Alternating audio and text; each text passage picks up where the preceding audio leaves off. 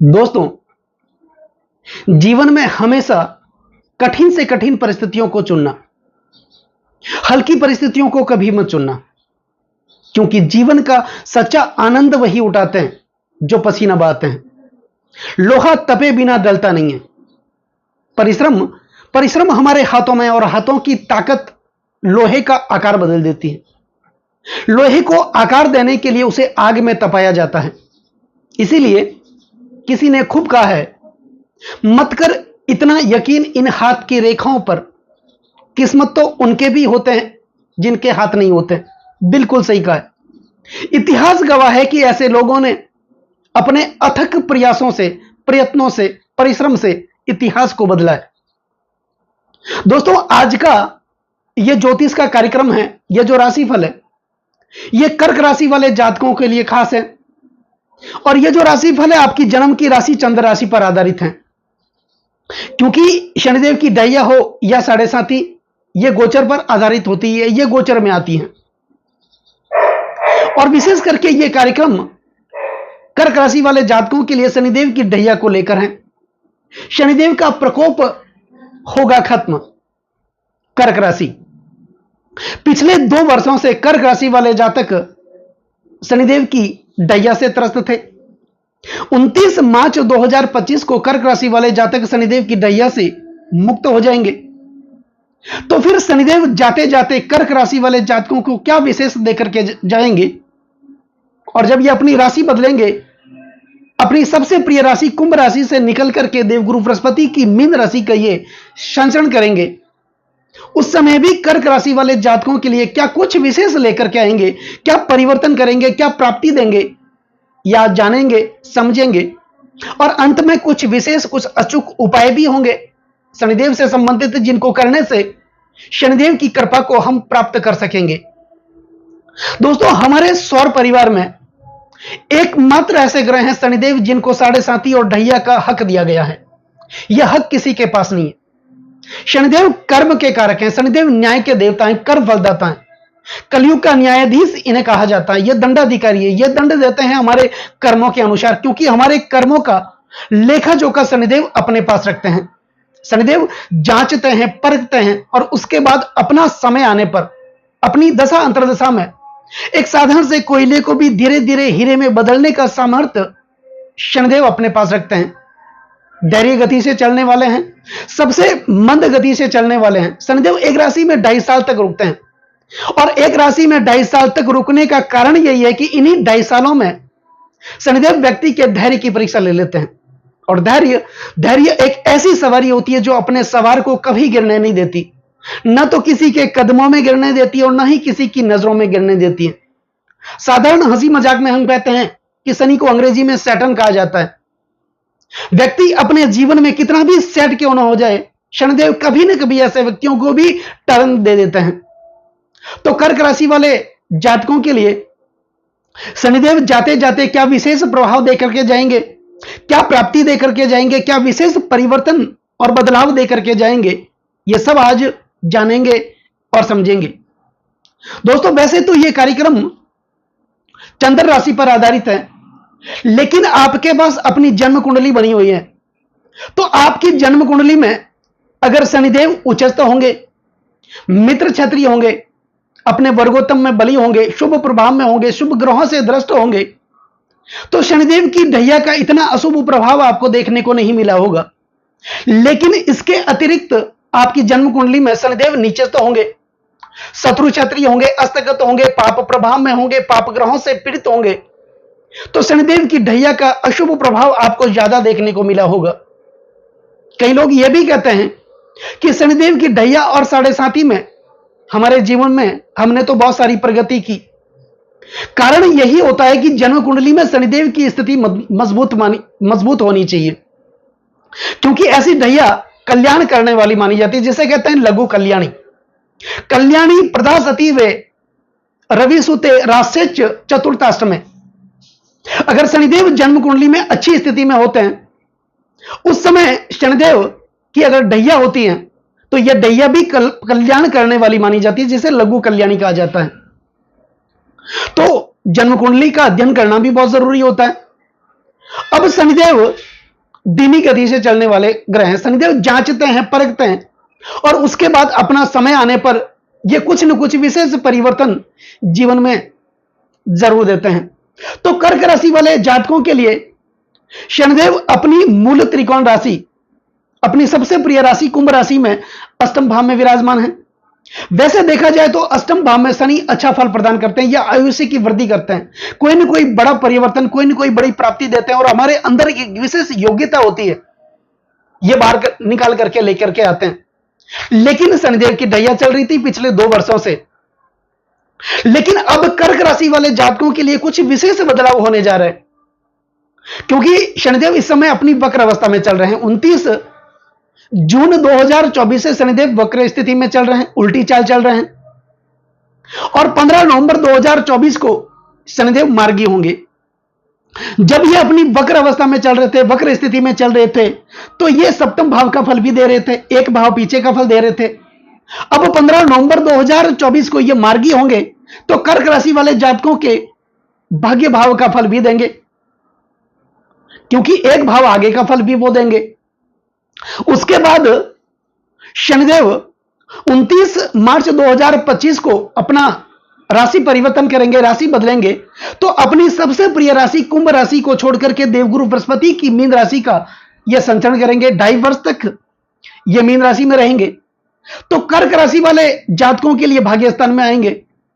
यहां पर शनिदेव हालांकि मंद गति से चलने वाले ग्रह हैं, यह धैर्य का साथ भी देते हैं, धीमी गति से फल देते हैं, लेकिन जब फल देते हैं तो स्थिर फल देते हैं।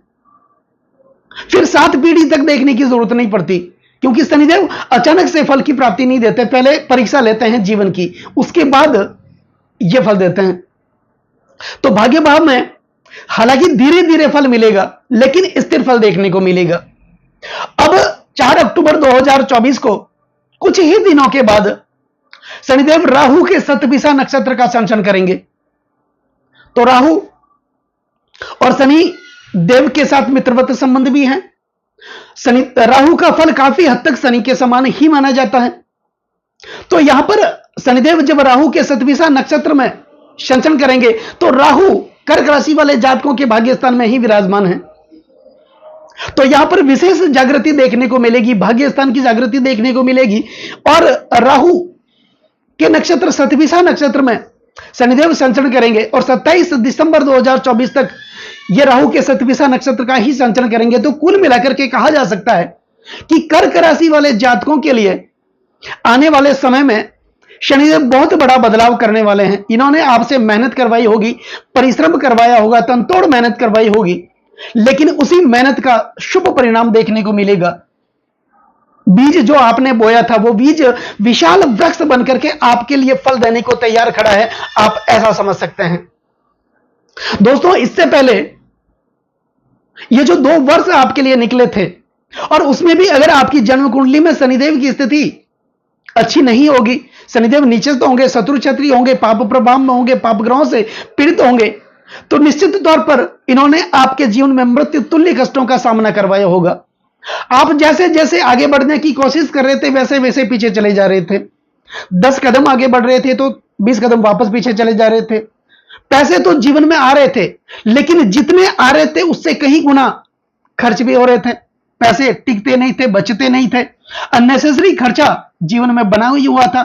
आपके ज्यादातर पैसे हॉस्पिटल के खर्चों में खर्च हो रहा था, आपके बच्चों के स्वास्थ्य से संबंधित परेशानियों में खर्च हो रहा था, माता पिता के स्वास्थ्य को लेकर आप चिंतित थे, परिवार का यहां साथ नहीं मिल रहा था, भाइयों का साथ नहीं मिल रहा था, पिता का साथ नहीं मिल रहा था, माता का साथ नहीं मिल रहा था। तो कुल मिलाकर के ऐसे भी समय आपने देखा होगा जिस समय आपके लिए कोई ना कोई कार्य बनने की स्थिति में खड़ा था।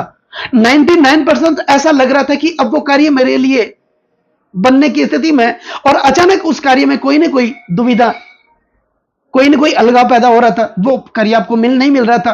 कोई ना कोई बड़ी डील आपके साथ होने वाली थी, वो डील नहीं हुई, वो किसी और को मिल गई।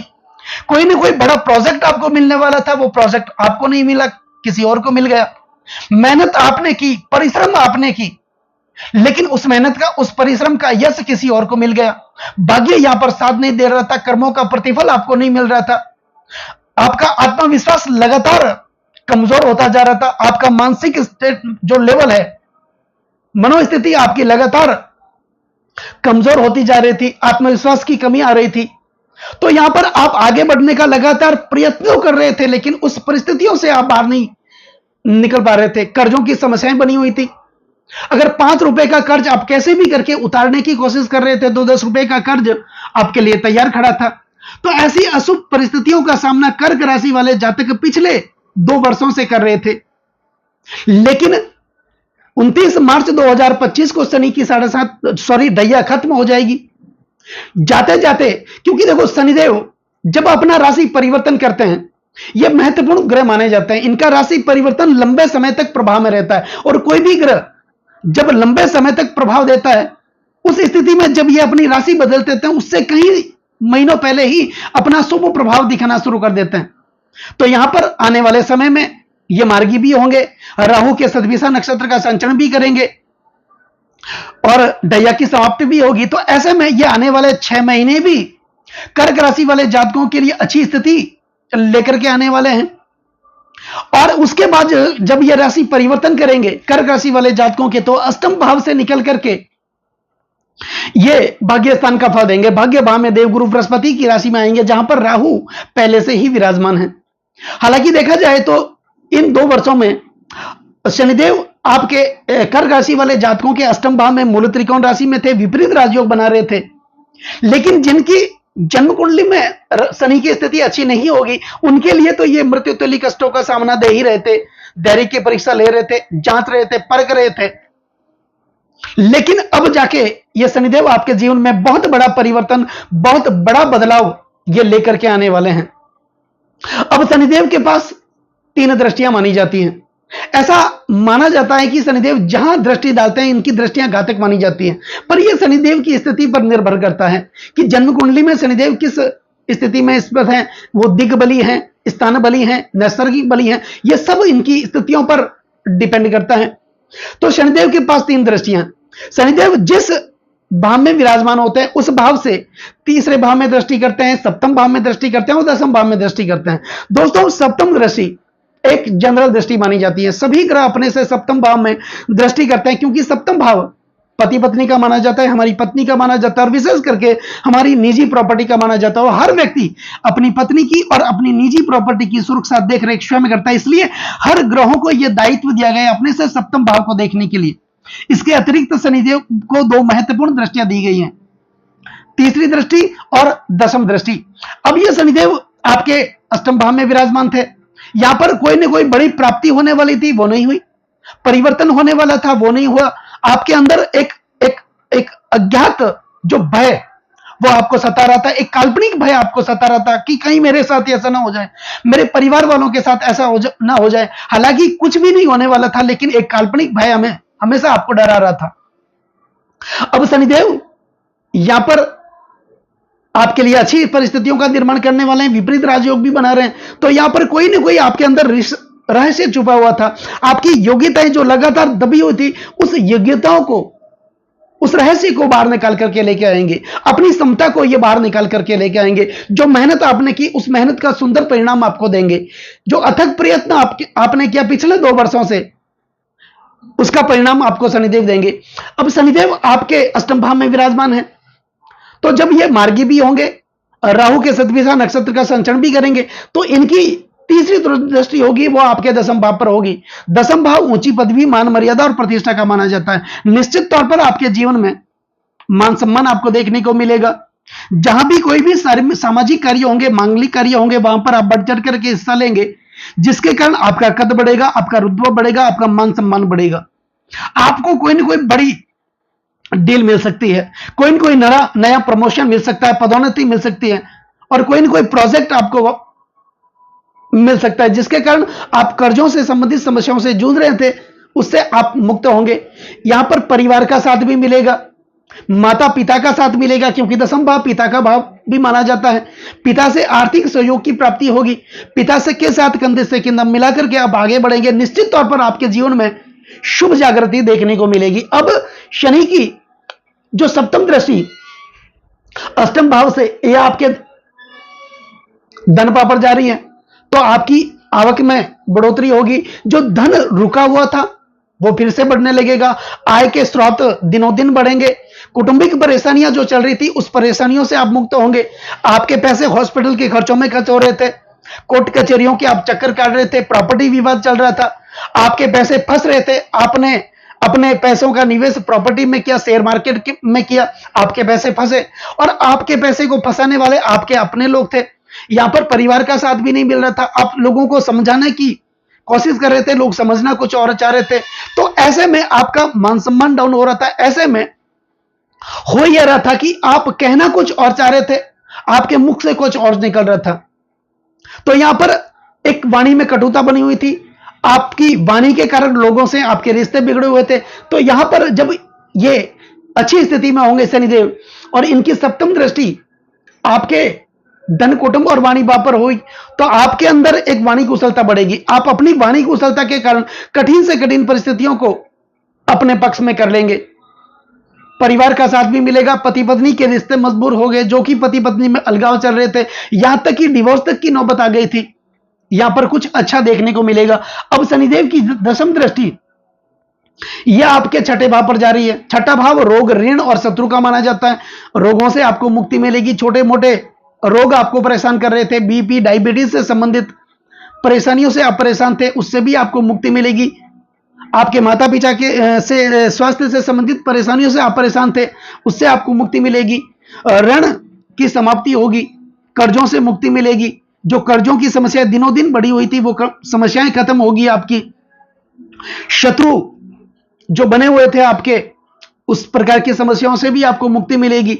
यहां पर शनिदेव आपके लिए शत्रु अंता भी बन जाएंगे, आपकी आलोचना करने वाले वो आपके पक्ष में होंगे, आपसे जो दूर जा रहे थे, जिनके लिए आप सुख दुख में साथ खड़े थे, सुख दुख में कंधे से कंधा मिला करके आप उनका साथ दे रहे थे, वही लोग दुख की घड़ी में आप साथ छोड़ करके जाएंगे। वैसे देखा जाए तो शनिदेव की ढैया और साढ़े सात आती इसलिए व्यक्ति के धैर्य की परीक्षा लेने के लिए, जांचने और परखने के लिए कि इस दुनिया में कौन अपना है और कौन पराया, इस दुनिया में कौन दुख की घड़ी में हमारा साथ दे सकता है और कौन हमारा साथ छोड़ करके जा सकता है। ऐसी परिस्थितियों को दिखाने के लिए ही शनिदेव की ढैया और साढ़े साती ये आती रहती है। तो यहां पर आने वाले समय में बहुत अच्छी स्थिति का निर्माण शनिदेव आपके लिए करेंगे। तो दोस्तों, कैसा लगा ये वीडियो? अगर ये वीडियो आपको अच्छा लगा हो, मेरा समझाना आपको सार्थक लगा हो, समझाने का तरीका अगर आपको सार्थक लगा हो, तो इस वीडियो को आप आगे से आगे शेयर जरूर करें, बेल आइकन बटन को जरूर दबाएं ताकि मेरे आने वाले और भी कार्यक्रम के नोटिफिकेशन सीधे आप लोगों तक पहुंच जाए। लाइक जरूर करें, कमेंट जरूर करें, कमेंट में जय शनिदेव, ओम नमः शिवाय यह जरूर लिखें। अब बात करते हैं विशेष उपायों की। तो शनिदेव से संबंधित उपाय करने से शनिदेव की और भी कृपा को हम प्राप्त कर सकेंगे। तो शनिदेव के गायत्री मंत्र, ओम कृष्णागाय विद्महे रवि पुत्राय धीमहि तन्नो शनि प्रचोदयात्, इस मंत्र का आप नियमित उच्चारण करते रहें। शनि मंत्र ओम प्राम प्रीम प्रोस शनय नमः, इस मंत्र का आप नियमित उच्चारण करते रहें। शनि पौराणिक मंत्र ओम नीलाचनम समाभासम रवि पुत्रम यमागर्जम छाया मार्तंड संभूतम तम नमामि शनिचरम, इस मंत्र का आप नियमित उच्चारण करते रहें। और विशेष करके भगवान शिव की आराधना आप जरूर करें, क्योंकि शनिदेव भगवान शिव के परम उपासक माने जाते हैं। प्रत्येक मंगलवार और शनिवार को शनि मंदिर में जाकर भगवान शनिदेव के दर्शन जरूर करें। हनुमान चालीसा का पाठ करें, आप कर सकते हैं तो घर में एक बार, साल में एक बार सुंदरकांड का पाठ आप जरूर करें। तो ऐसा करने से शनिदेव की कृपा आप लोगों पर हमेशा प्राप्त होती रहेगी। नमस्कार दोस्तों।